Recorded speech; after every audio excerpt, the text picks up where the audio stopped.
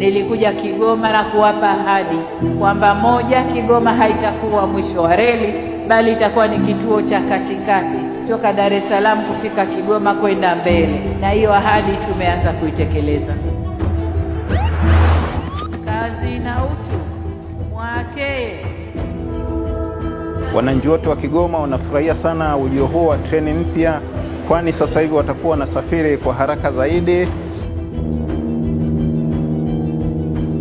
Kuanza kufanya kazi kwa meli ya Liemba, tafsiri yake watu wa Kigoma wanaanza kupata fursa sasa ya kuweza kusafirisha mizigo yao kutoka hapa Kigoma kwenda Kongo, kwenda Burundi, kwenda Zambia.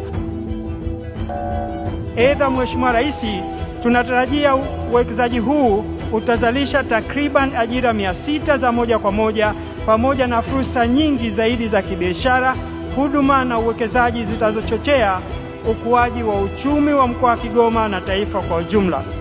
Ndugu wananchi, mabibi na mabwana, jambo la kutia moyo zaidi ni kwamba huu sio mwisho wa safari, bali ni mwanzo wa hatua kubwa ya uwekezaji katika ziwa Tanganyika.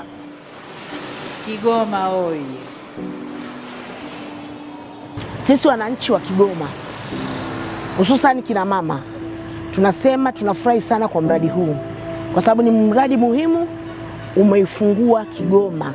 Ukiacha ametufungua kwenye barabara, lakini sasa anakuja kutufungulia kwenye masuala ya reli. Mara nyingi wanasema Kigoma mwisho wa reli. Kigoma ni mwanzo na mwisho wa reli, lakini mwanzo wa fursa.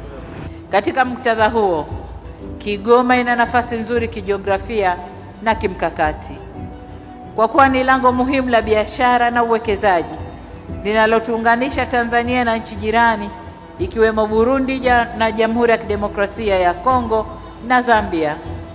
Hivyo meli za mizigo tulizozizindua leo pamoja na ujenzi wa reli ya kisasa utakapokamilika vitakuwa ni nyenzo muhimu zitakazotuwezesha kufikia maono na matamanio yetu kama nilivyoyasema na kama ilivyosemwa na wengine hapa.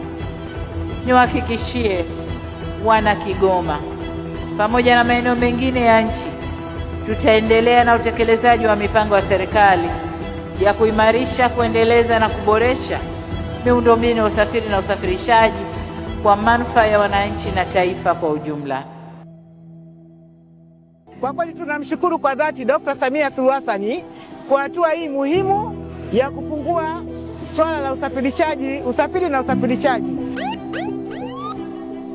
Huu ni mradi muhimu kwa taifa letu, na kwa kweli kama ukikamilika utakuwa ni mradi wenye matokeo makubwa kwa nchi yetu.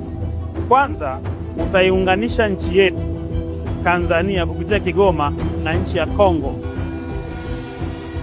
Mungu aibariki Afrika.